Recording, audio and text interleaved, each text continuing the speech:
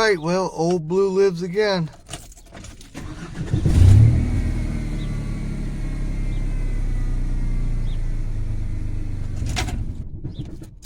Show you what happened. So I had bad solenoid. Now,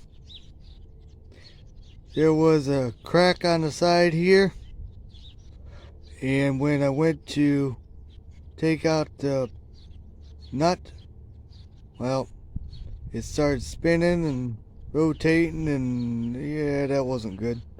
So I ended up breaking the whole thing off, actually, and taking a pair of vice grips to get the nut off. But here's a brand new one, and I found out that this is the original part, so that's been in there for 25 plus years. So good job, Ford.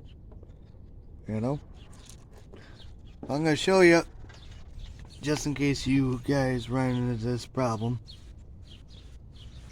Make sure your back of the plate to the fender well is clean, then mount it. This right here is for your starter.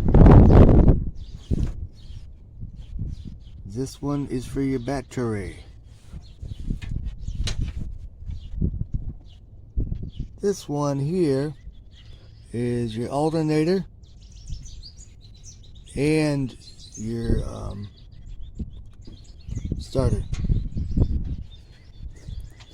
So you can follow these wires all the way down. You see, hooks up to your alternator there, and to your starter down there. Now, right here is the eye. The eye is for your ignition. Well, you don't need it because your coil is already mounted to your starter, which is already has a cable going to the starter. So that's not needed. So don't get confused. You only need the S. It'll say S right on it. That stands for starter.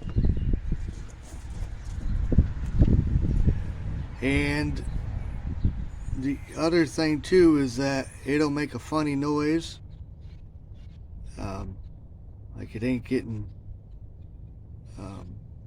no juices nowhere. It'll sound like it's stuck. And also, if you put power to it, which I did, that's when I found out the battery was good, so it wasn't the battery, but if you put power to it, it'll either tell you that one or the other is not. So after it's stuck, then that's pretty much it. That's how I figured out that it's bad. That's it, guys. If you guys like this content, please give a thumbs up, hit that subscribe button, hit that notification bell if you would, please. Ford power.